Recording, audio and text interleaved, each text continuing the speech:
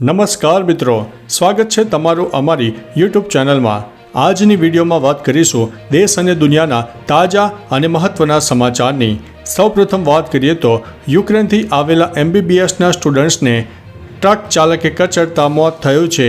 સમગ્ર રાજ્યમાં અકસ્માતના પ્રમાણમાં વધારો નોંધાયો છે, ત્યારે ફરીથી ટ્રક ચાલકે એક નિર્દોષનો ભોગ લીધો છે। જણાવી દઈએ કે સુરતના નાનીવેડ અંબાજી ચોક વિસ્તારમાં યુક્રેનથી આવેલા 24 વર્ષીય MBBSના વિદ્યાર્થી વિવેકને ટ્રક ચાલકે અડફેટે લેતા તેનું ઘટના સ્થળે મોત થયું છે। સમગ્ર ઘટના CCTVમાં કેદ થઈ છે અને પોલીસે ટ્રક ચાલકની અટકાયત કરીને ગુનો દાખલ કર્યો છે। મિત્રો, અન્ય મહત્વના સમાચારની વાત કરીએ તો 15 વર્ષની છોકરીએ બોયફ્રેન્ડના 17 ટુકડા કર્યા છે। છત્તીસગઢના કોરબામાંથી ચોંકાવનારો કિસ્સો સામે આવ્યો છે। એક સગીર છોકરીએ પોતાના બીજા પ્રેમી સાથે મળીને પહેલા પ્રેમીના 17 ટુકડા કરીને ફેંકી દીધા હતા।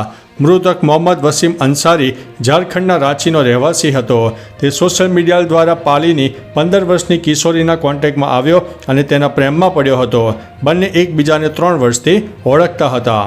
મિત્રો, અન્ય મહત્વના સમાચારની વાત કરીએ તો નવસારીમાં વરસાદ બન્યો છે વિલન। નવસારીમાં છેલ્લા 24 કલાકથી મેઘરાજા મન મૂકીને વરસી રહ્યા છે।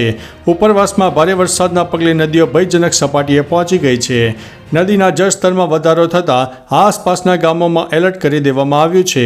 તો બીજી બાજુ નવસારી જિલ્લામાં વહેલી સવારથી જ ધોધમાર વરસાદ વરસતા અનેક વિસ્તારોમાં પાણી ભરાઈ જવાની ઘટના સામે આવી છે। જૂજ ડેમની સપાટી 0.30 મીટર વધી છે, જ્યારે કેડિયા ડેમની સપાટી 0.60 મીટરનો વધારો નોંધાયો છે। મિત્રો, અન્ય મહત્વના સમાચારની વાત કરીએ તો આસામમાં પૂરના લીધે અનેક ગામ સંપર્ક વિહોણા બન્યા છે। આસામમાં ભયંકર પૂરના કારણે તબાહીભર્યા દ્રશ્યો સામે આવ્યા છે, સાથે સામાન્ય જનજીવન પણ ખોરવાયું છે। એટલું જ નહીં, લોકોને વીજળી અને પાણી જેવી પ્રાથમિક સુવિધા આપવામાં પણ ભારે મુશ્કેલીનો સામનો કરવો પડી રહ્યો છે।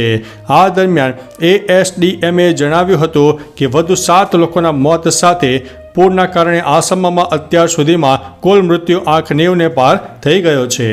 મિત્રો, અન્ય મહત્વના સમાચારની વાત કરીએ તો મોસ્કો પાસે વિમાનની દુર્ઘટનામાં 3ના મોત। યુક્રેન સાથે રશિયાના યુદ્ધ વચ્ચે મોટી દુર્ઘટના સામે આવી છે। જણાવી દઈએ કે રશિયાની રાજધાની મોસ્કો પાસે એક પ્રવાસી વિમાન અને ભયંકર અકસ્માત નડ્યો હતો। જો કે આ વિમાનમાં કોઈ પ્રવાસી સવાર નહોતા, પરંતુ વિમાનનું સંચાલન કરનારા 3 સભ્યોના ઘટના સ્થળે મોત થયા છે। આ સમગ્ર ઘટના અંગે તપાસ શરૂ કરી દેવામાં આવી છે। આ વિમાન મોસ્કોના વનુકોવા એરપોર્ટ ઉપર બની હતી। મિત્રો, અન્ય મહત્વના સમાચારની વાત કરીએ તો સોલા પોલીસ સ્ટેશનમાંથી દુષ્કર્મનો આરોપી બારી તોડીને ફરાર થઈ ગયો છે। અમદાવાદના સોલા પોલીસ સ્ટેશનમાં અપહરણ અને દુષ્કર્મના ગુનામાં ઝડપાયેલ 21 વર્ષીય મેહુલ નટવરભાઈ પરમાર નામનો આરોપી પોલીસ કસ્ટડીમાંથી ફરાર થઈ ગયો છે। જણાવી દઈએ કે કુદરતી હાજતે જવાના બહાને આ આરોપી ટોયલેટની અંદરની બારીની ગ્રીલ તોડીને પોલીસને ચકમો આપીને ફરાર થઈ ગયો હતો, જેથી પોલીસ તેના ચક્રો ગતિમાન કરીને અલગ અલગ ટીમ બનાવીને તેની તપાસ હાથ ધરી છે। મિત્રો, અન્ય મહત્વના સમાચારની વાત કરીએ તો બાબા વેંગાની ખતરનાક ભવિષ્યવાણી સામે આવી છે। બાબા વેંગાની ભવિષ્યવાણી આજે પણ દુનિયાના લોકો માનતા હોય છે। બાબા વેંગાની આંખો ભલે જોઈ ના શકતી હોય, પરંતુ તેમણે દેશ અને દુનિયાનું ભવિષ્ય જોઈ લીધું હતું। વેંગા મુજબ વર્ષ 2025માં યુરોપમાં એક ભયંકર સંઘર્ષ શરૂ થશે, જે દરેક જગ્યાએ ભારે વિનાશ કરશે। આના કારણે ખંડની મોટી વસ્તીને પણ અસર થશે। જણાવી દઈએ કે યુરોપમાં મોટી સંખ્યામાં ભારતીયો મૂળના લોકો રહે છે। મિત્રો, અન્ય મહત્વના સમાચારની વાત કરીએ તો 13 દિવસમાં 20 જેટલા પશુઓના ભેદી મોત થયા છે।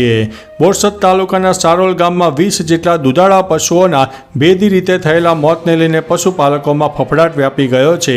ત્યારે આ અંગે પશુપાલકોએ બોરસદ પ્રાંત અધિકારી અને મામલતદારને આવેદનપત્ર આપીને ન્યાયની માંગ કરી છે। ત્યારે તંત્રની ટીમ દ્વારા તાત્કાલિક ધોરણે તપાસ કરીને પશુઓના મોત અટકાવી શકાય તેમજ યોગ્ય ન્યાય આપવામાં આવે તેવી માંગ ઉઠી છે। મિત્રો, અન્ય મહત્વના સમાચારની વાત કરીએ તો 200 ફૂટ ઊંડી ખીણમાં ખાબકી છે બસ।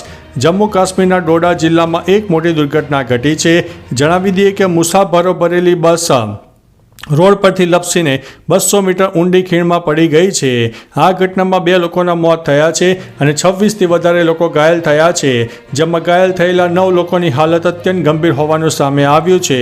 આ દુર્ઘટના સવારે 10:30 વાગ્યે બની હતી. આ લોકોને સારવાર માટે GMC સરકારી મેડિકલ કોલેજ ડોડામાં રિફર કરવામાં આવ્યા છે. મિત્રો, અન્ય મહત્વના સમાચારની વાત કરીએ તો વૃદ્ધ મહિલા સાથે 38 કરોડની છેતરપિંડી. દિલ્હીના એક વિકલાંગ વૃદ્ધ અને તેની પત્નીને પ્રોપર્ટી કેસમાં બિલ્ડર દ્વારા 38 કરોડની કથિત છેતરપિંડીથી બધાને ચોંકાવી દીધા છે. જોકે કોર્ટે પ્રખ્યાત બિલ્ડર શૈલી થાપરને ફટકાર લગાવી છે.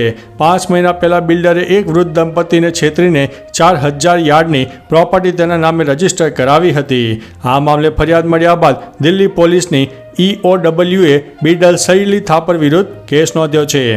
મિત્રો, અન્ય મહત્વના સમાચારની વાત કરીએ તો વૃદ્ધાને કાર નીચે કચડી નાખનાર નબીરાનું પોલીસ સમક્ષ સરેન્ડર સામે આવ્યું છે. કાલાવાડા રોડ પર કણકોટ પાટિયા નજીક હિટ એન્ડ રનની બનાવની ઘટનામાં આરોપીએ પોલીસ સમક્ષ સરેન્ડર કરી દીધું છે. જણાવી દઈએ કે વૃદ્ધાને કાર નીચે 3 કિલોમીટર ઢસડીને ભાગી છૂટેલા કાર ચાલક નબીરાએ પોલીસ મથકમાં સરેન્ડર કરતા તેની ધરપકડ કરવામાં આવી છે. જોકે હાલ આરોપીની પૂછપરછ તેમજ મેડિકલ ચેકઅપ માટે તજવીજ હાથ ધરવામાં આવી છે. મિત્રો, અન્ય મહત્વના સમાચારની વાત કરીએ તો અમદાવાદમાં હવામાંથી પાણી બનશે, 4 સ્થળોએ લાગ્યા છે મશીન. અમદાવાદ મ્યુનિસિપલ કોર્પોરેશન દ્વારા એક નવી પહેલ શરૂ કરવામાં આવી છે. રેલવે મુસાફરોને પીવાના શુદ્ધ પાણી માટે કોઈ તકલીફ પડશે નહીં. અમદાવાદમાં 4 સ્થળોએ એટમોસ્ફેરિક વોટર જનરેટર સ્થાપિત કરી દેવામાં આવ્યા છે.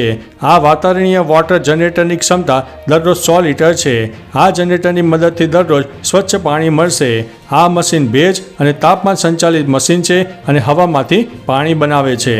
મિત્રો, અન્ય મહત્વના સમાચારની વાત કરીએ તો ડૉક્ટરની બેદરકારીથી મોત. પાલનપુર આવેલી જાગૃતિ ઇમેજિંગ સેન્ટરમાં સિટી સ્કેન દરમિયાન દર્દીનું મોત થતાં પરિવારે ગંભીર આક્ષેપ કર્યા છે.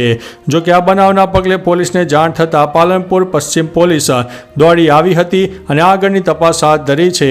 પરિવારે આક્ષેપ કર્યો છે કે ડૉક્ટરની બેદરકારીના કારણે મોત થયું છે. જોકે ડૉક્ટરે દર્દીને રિએક્શન આવવાથી મોત થયાની વાત મીડિયા સમક્ષ જણાવી છે. તો ચાલો મિત્રો, ફરીથી દેશ અને દુનિયાના સુપરફાસ્ટ સમાચાર લઈને મળતા રહીશો. ત્યાં સુધી અમને રજા આપશો. નમસ્તે.